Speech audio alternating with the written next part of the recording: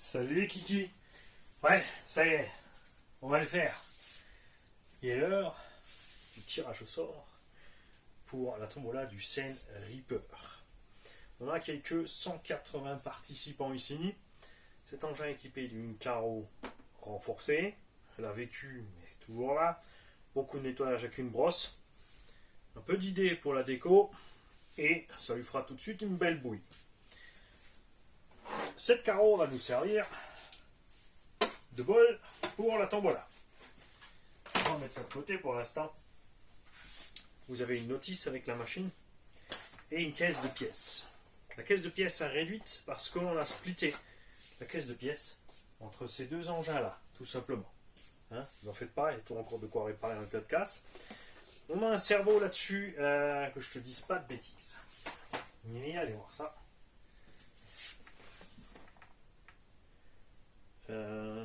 C'était, je crois, un 25 kg. Pignon métal.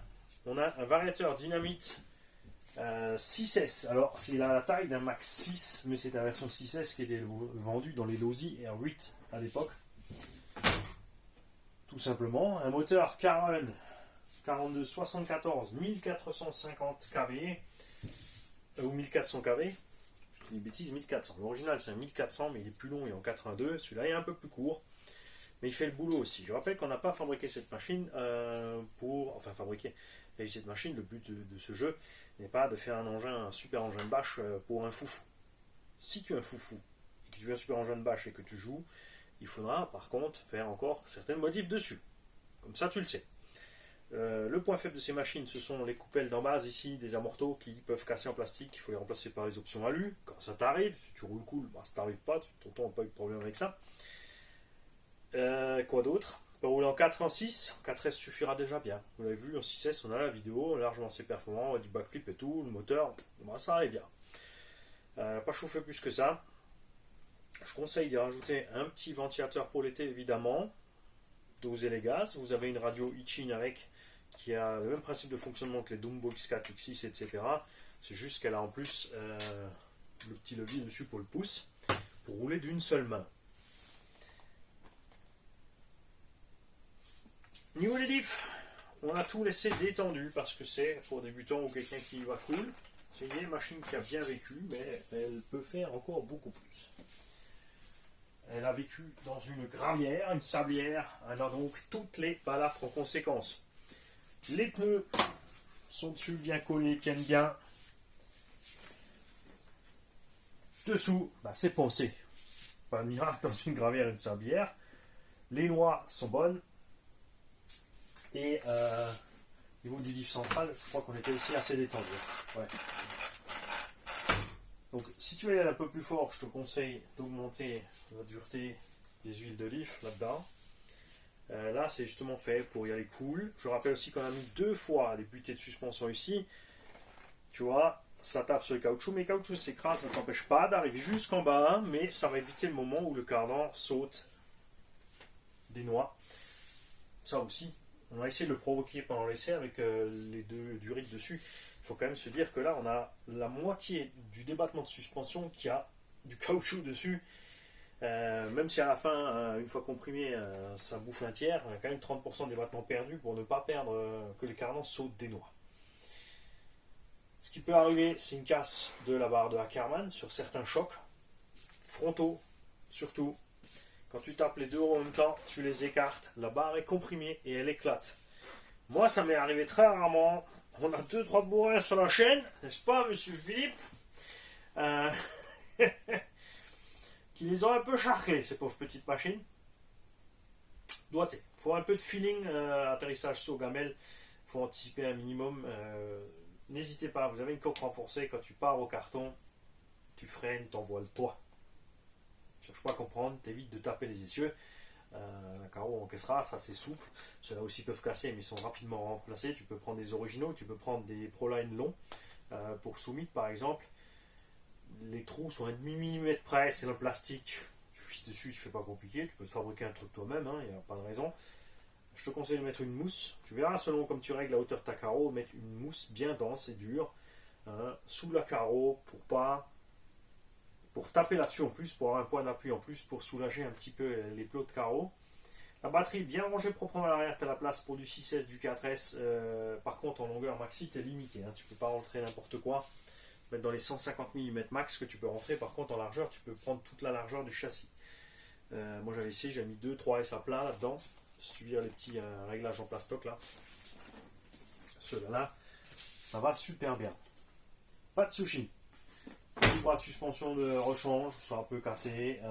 La pièce fusible, je rappelle, c'est cette biellette là.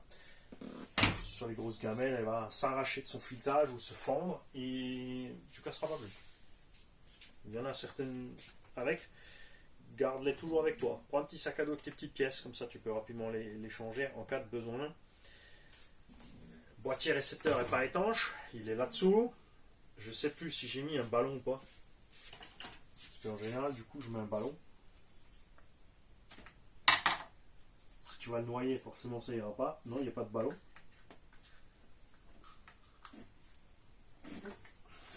Ah, c'est vrai.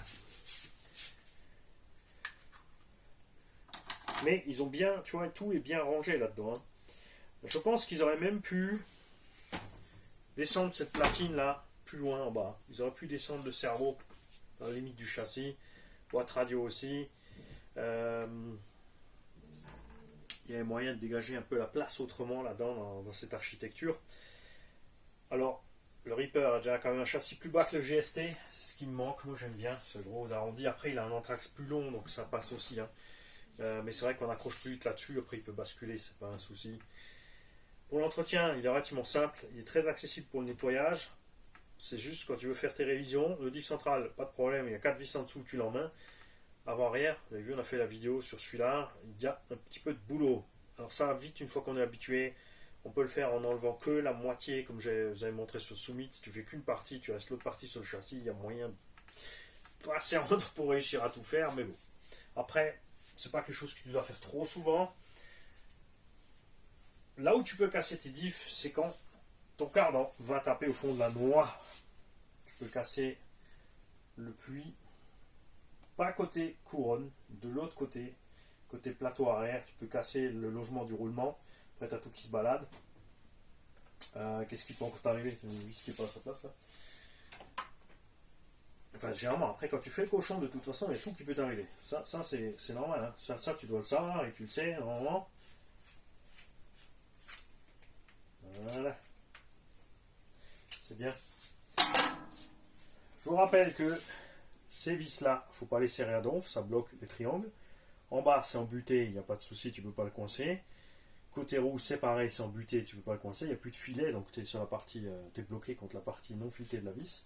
Point barre. On va pas faire un gros nettoyage après l'essai, un petit coup de soufflet, puisqu'il n'a pas vu la flotte. Et je répète, si tu mouilles ta caisse, tu es obligé de la démonter totale jusqu'au dernier petit roulement, avec les bagues de roulement. Sécher là-dedans, mettre de la graisse là-dedans parce que l'eau va absolument totalement partout. Aucune pitié. C'est un fait. Certains, des fois, ils veulent faire plaisir à l'acheteur quand ils vendent un truc, ils le passent au gel, ils le sèchent, ils le mettent dans le carton. À l'arrivée, t'as drouille. Hein? Chez Sen aussi, ils sont jamais allés trop se casser les pieds avec les angles de train. Ça bouge dans tous les sens à gogo, selon le débattement de suspension, selon les angles. Tu peux compenser ça en changeant un peu l'angle de tes biellettes de direction. Tu mets des cales en dessous pour les mettre un peu plus plates. Mais il n'y a pas besoin. Après, c'est un MT. De toute façon, ça se pilote à peu près dans ce sens-là. Hein, c'est pas un engin de précision meurtrière. Il ne peut pas amener la puissance au sol comme le X-Max, vous l'avez vu. Tu accélères trop, il lève. Avec le torque twist, de toute façon, il penche. Il y a une roue qui part avant l'autre, qui fait ça à l'axel, elle va ballonner, il va tirer d'un côté. Si tu accélères fort à ce moment-là, il est parti. Il faut relâcher un peu pour que ça puisse prendre et repartir. Pour partir tout droit. Sinon, ça part en cacahuète. Le freinage, c'est pareil. Il y a une roue qui va se lever avant l'autre. Ça va freiner plus d'un côté que de l'autre. C'est parti en cacahuète. Dans la terre, le sable, ça glisse, c'est plus facile à gérer. Parce que tu vas pouvoir tout faire glisser. Dans l'herbe et le goudron, là ça devient olé olé à rouler. J'ai la vidéo X-Max contre Sen Reaper. J'ai roulé moi avec le Sen et Rafouille avec le X-Max. Impossible de le rattraper, que ce soit sur un circuit, que ce soit même le 100 mètres départ arrêté, même le 100 mètres lancé, aucune chance. Après, on a versé la radio. Et là c'était encore un peu plus funky parce que lui, il s'y attendait pas que ce soit comme ça à manier par rapport au X-Max. Et ça lui a pas plu du tout. Hein. Donc, si tu as déjà un X-Max, c'est vrai que prendre le Scène Reaper après, ça fait un peu bizarre. Ceux qui n'ont pas le budget pour X-Max vont commencer par ça. Ils seront très contents avec, c'est sûr. Comme il faut certains réglages. Il faut durcir les huiles de diff, il faut durcir les suspensions jusqu'à ce que tu sois à l'aise. Faites pas trop d'un coup, parce que ça va peut-être être trop. Mais quand tu le reçois sorti de la boîte, la suspension est trop molle, les diffs sont hyper détendus, ça part dans tous les sens. Ça se pilote pas. Hein, c'est vraiment, il faut jouer les gaz, la direction, il faut doser. Il n'y a aucun moyen de passer la pleine patate proprement. C'est sûr que sur le papier, il va beaucoup plus vite que le X-Max. Hein, il a un petit 75, je crois par là, ou 80 en 6S, parce qu'il n'est pas trop lourd. Il n'est pas aussi solide que le X-Max, même s'il est plus léger. Sur les mêmes crashs, il subit plus. Il n'y a de loin pas le débattement de suspension du X-Max, de loin pas la capacité de franchissement du X-Max, mais c'est absolument pas le même style de véhicule. Tout simplement. Peut arriver aussi, avec de la caillasse qui reste coincée là-dedans, que tu envoies valinguer les circuits qui tiennent les têtes de cardan. Après l'axe qui commence à sortir, il va usiner ton moyeu. C'est Mimi Serrara, c'est la même merde. Tout à fait. Les bras de pare-choc peuvent casser aussi, pas de mystère. Tu peux arracher les bielles de train arrière, parce que comme dit devant, tu as la direction. D'ailleurs, regarde. Il y a un peu de boulot, Mali, je crois. Il se devait. Il y a un truc rigolo. Bon, on verra ça. Je crois que le cerveau is dead. Vous en faites pas. Alors surtout, le gagnant, avant que je te l'envoie, tu me demanderas bien la confirmation, est-ce que j'ai réglé le problème de cerveau, hein, parce que là, il y a un problème, c'est certain. Bien à l'arrière, tu n'as pas ça. Il n'y a pas de sauve-cerveau, la biellette est réglée fixe au châssis, elle est fixée avec une M3, tu peux envoyer Valdaguer la M3. C'est un fait. Il existe une pléiade de pièces en alu, scène absolument magnifique, mais ça va ramener ton scène. On avait regardé, je crois, avec par un RS, pour faire le scène full option chaos, il faut dépenser plus de 2000 euros. Enfin, c'est même pas la peine d'en acheter un plus l'équiper. En fait, tu achètes toutes les pièces et après tu achètes ce qui te manque. Mais en fait, dans les deux cas, tu t'en tires pas bien parce que les pièces au détail, évidemment, c'est toujours plus cher qu'un entier. Donc, il faut quand même prendre un entier. Mais après, voilà, tu changes tout. Limite, tu revends l'autre pièce plastique, je ne sais pas. C'est beau, c'est sûr, après, mais ça devient plus lourd. Puis du coup, c'est plus un engin de bâche parce que tu veux pas aller envoyer valdinguer tout ce talus parce que quand c'est tordu, c'est foutu. Alors que le plastique, quand c'est tordu, ça revient. Et quand c'est plus que tordu, bah, tu changes et c'est pas très cher. Hein, je rappelle que toutes les pièces scène sont disponibles facilement sur commande chez Projo High Tech. Il est en lien direct avec l'importateur, donc ça va très vite. Hein, pour avoir du matos scène. Scène Reaper American Force est disponible chez lui pour 600 euros. Il n'est même pas au catalogue des autres vendeurs français. Et les autres vendeurs essaient de te vendre le Scène Reaper normal entre 750 et 850 euros. Ce qui est loin au-dessus du prix catalogue de ce qui se passe autour en Europe et de l'idée de départ de Scène. Il faut savoir que aux US, ce machin-là vaut 550 à 600 dollars. Hein, ouais, bon week-end. Merci. La semaine prochaine, je ne suis pas. Hein. Ok. C'est marqué. Hein. Yes. Bien. Vous êtes prêts? Alors, comment qu'on va faire? Est-ce que je vais secouer et attendre qu'il y en a un qui tombe? C'est une idée, hein? C'était une bonne idée, ça a fonctionné à merveille.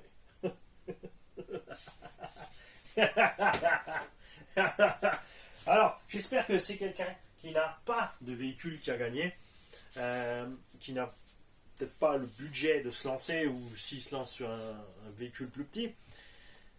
Ce qu'il te faudra avec ça, c'est un chargeur générique 4S, tu peux t'en tirer 50-60 euros, déjà bien performant, et des lipo 4S, Jens Bashing 4S, hein, pour une cinquantaine d'euros par exemple, les 60C. Voilà, mieux commencer en 4S. C'est sûr que comme l'engin est gros, la 4S, ça va lui tirer un peu plus de jus dessus. De l'autre côté, c'est un peu plus souple sur les gaz. Ça sera plus simple aussi que de passer sur une 6 et de brider, parce que si tu brides en 6S sur la radio, tu ne fais que brider la Vmax, donc les tours minutes max, mais de 0 à ce que tu as bridé, il aura la violence du 6S.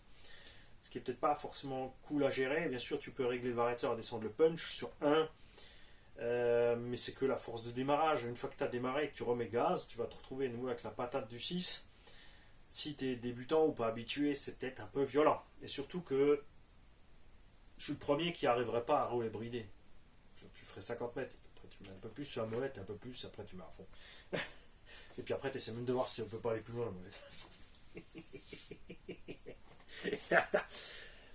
Vous êtes prêts?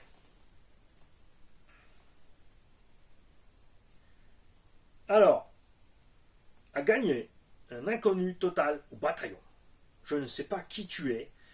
C'est peut-être même pas un français, parce que le jeu bien sûr est ouvert aux Allemands et aux anglophones, puisqu'on a des Finlandais, des Néerlandais, des Vikings quoi, qui jouent aussi, évidemment des Belges flamands.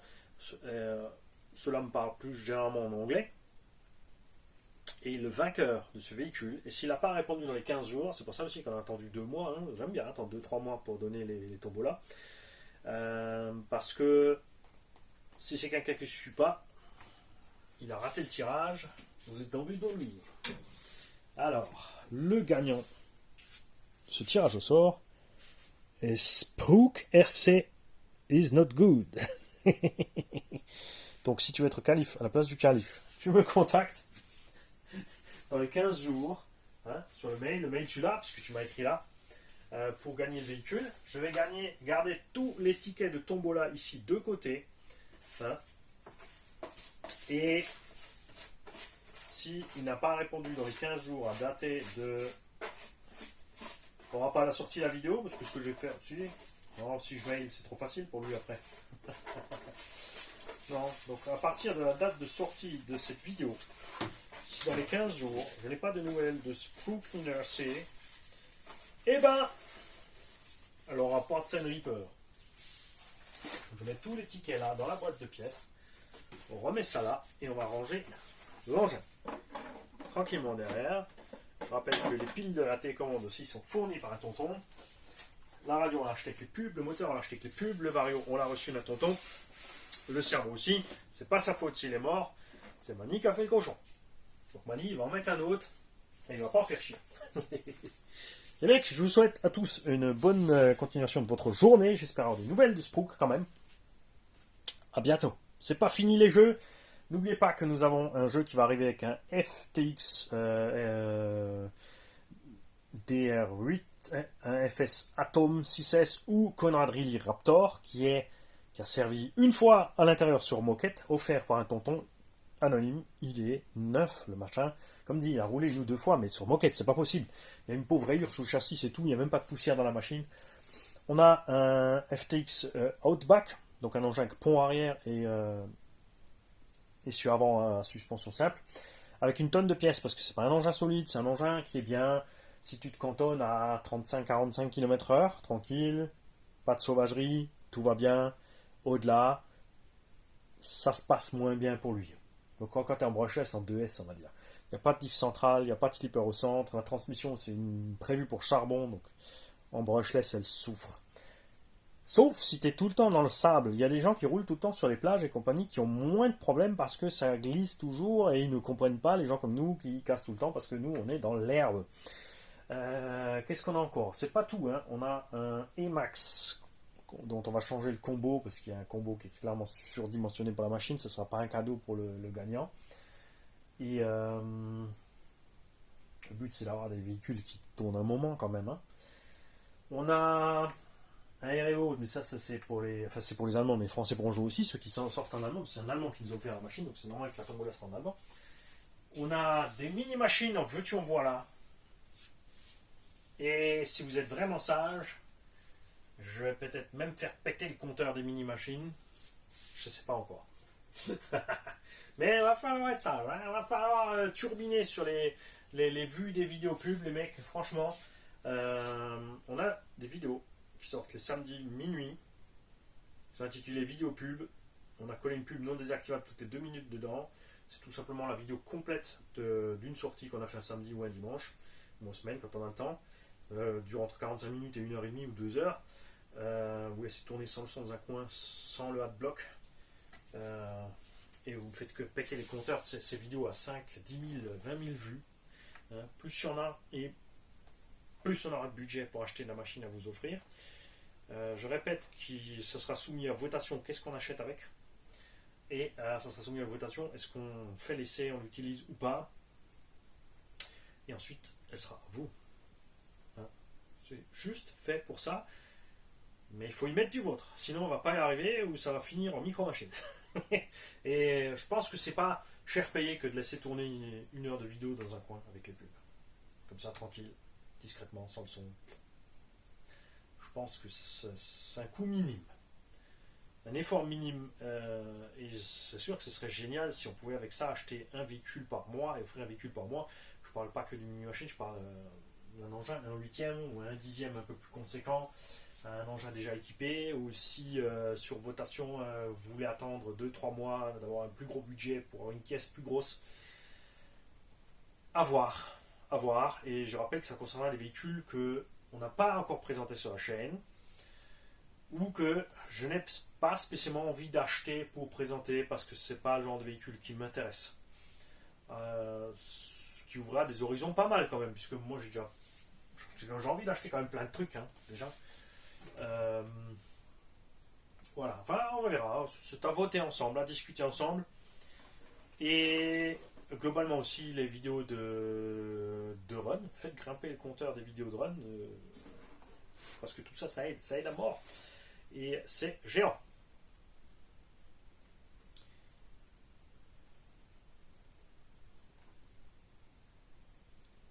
Non, c'est une connerie que je vais garder pour moi. La RS4, HP RS4, on a une Ford Mustang RS4 qui arrive. Évidemment, j'ai commandé le pignon d'attaque qui est mort. On va réparer la machine, bien sûr. Elle sera en tombola roulante. Enfin, on est en marche, c'est clair. Et qu'est-ce qu'il y a de beau? C'est à ça que je réfléchis depuis avant. J'ai encore des trucs dans les cartons. Non, le DRI, on en a parlé. Enfin bref, de toute façon, il y a des nouveautés qui arrivent. Il y a des nouveautés qui arrivent. Certaines choses inattendues ou qu'on ne pensait pas prendre, finalement on les a quand même. Et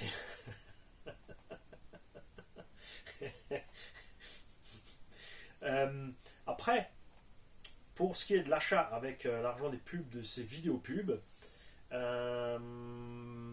on n'est pas obligé de se cantonner à des. C'est vrai que moi j'ai véhicule en tête, mais ce qu'on fait pas sur la chaîne, c'est d'acheter par exemple 36 000 chargeurs, 36 000 radios. Parce que moi je suis content avec des radios de base. J'ai un dual rate dessus pour gaz, direction, inversion si besoin. Enfin, ce que je préfère de tous, c'est avoir deux molettes d'endpoint adjustment pour les directions gauche et droite. Donc tu as besoin de dual rate parce que tu peux diminuer là. Ça t'en fait diminuer deux au lieu d'une, mais ça évite un potentiomètre en plus. Pareil pour les gaz. Les trims, bien sûr. Gaz, direction. Donc 6 potards sur la radio. 2 switches d'inversion. Manille est content. Ça me va très bien. Donc si vous voulez qu'on essaye par exemple la FlySky Noble, on peut commander avec l'argent des pubs. Si ça tourne bien, pour l'instant il n'y a pas encore. On est à 10 euros. Il va falloir faire un effort, elle vaut 150 balles. On peut acheter par exemple cette FlySky Noble pour l'offrir derrière. On peut tester des roues, je ne sais pas, c'est à propos des roues. Et comme on est sur les voitures Sen parce qu'il y a Sen hybritaire, Sen USA maintenant, enfin c'était racheté par une firme américaine apparemment, enfin depuis que c'est devenu Sen Racing, il y a plus de trucs aux US. Il y a Power Hobby qui fait plein de roues pour Arma, donc large à l'arrière, plus grande en diamètre devant et moins large. Deux types de gomme, il y a 3 duretés. Enfin non, je crois que pour la gamme Arma il y a un type de gomme, mais il y a 3 duretés, ce que personne d'autre ne fait. Pour GT8 en 105 mm aussi, en 98 mm, là il y a 2 types de gomme et 3 duretés. Donc 6 choix possibles et c'est pas fini. Jante noire, jante argentée, jante dorée, jante rouge, jante jaune, jante orange, vert je crois aussi, et mes chouchoutes, les blanches Parce que blanc, ça fait rallye. Et... Mais c'est 80 euros le jeu de roue, plus les frais de port, même s'il n'y a pas de taxe à l'arrivée, 120 euros. Bah, dans ta gueule. Ça fait mal. Et surtout, alors je suis allé chercher sur YouTube les essais, bien sûr, évidemment, de ces trucs-là. Et bon, bah, à l'américaine, quoi. Hein. Oh, it's awesome, it's good, it's super, génial, machin, truc muche. Ben, tu veux bien une fois tourner, faire un zigzag, qu'on voit si ça tient. Les mecs, ils font rien du tout. Ils tournent à 20 km/h, le cul, il part quand même. Donc, c'est assez inquiétant. Donc, je sais pas trop où ça va en venir. Alors, d'un côté, tu vois, ça, c'est le genre de truc, j'ai envie d'acheter, mais ça m'embête de dépenser mon argent pour un truc que je vais me retrouver comme les Proline. Je l'ai fait sur les Proline avec l'argent des pubs pour cette même raison, parce que, voilà. Là, on est à 6 packs. Tenue route n'est pas formidable. Ça glissouille. L'usure sur un buggy, ça va. Mais le buggy fait que 4,5 kg. En infraction, c'est 5,5 kg, 6 kg. Ceux qui tournent en vitesse, tu vois, c'est pénible. Et voilà, donc Power Hobby fait une grande gamme de roues. On espère que quelqu'un. Son budget Power Hobby. C'est-à-dire que même s'ils les font faire en Chine, ils ont acheté l'exclusivité. Et on ne sait pas si quelqu'un chez nous une boutique pourrait avoir ça. C'est par exemple, ça c'est un truc à faire pour actionmodisme.fr. C'est aussi une boutique qui participe activement à la chaîne, les mecs. Hein. Allez passer voir sur son site, il y a des choses qui arrivent. Vraiment, vous allez voir, il essaie de faire autre chose. Il essaie de trouver d'autres marques, d'autres solutions et de garder des prix sympas. Bien sûr, il fournira aussi le stock de pièces avec ces autres marques qui ne sont pas génériques et importées partout. Il fait des pieds et des mains, vous allez voir. Il y a des choses superbes qui arrivent, des trucs sympas, et il y aura un peu sur certaines machines, il y aura un peu de blabla, d'histoire à faire avec. Vous allez comprendre. De toute façon, vous verrez bien quand j'aurai la machine là, si tout se passe comme prévu, vous allez tout de suite reconnaître l'architecture de cette machine et on va tous bien rigoler. Salut les kikis. Et félicitations bien sûr aux gagnants. Contacte-moi dans les 15 jours, sinon c'est mort. Ciao.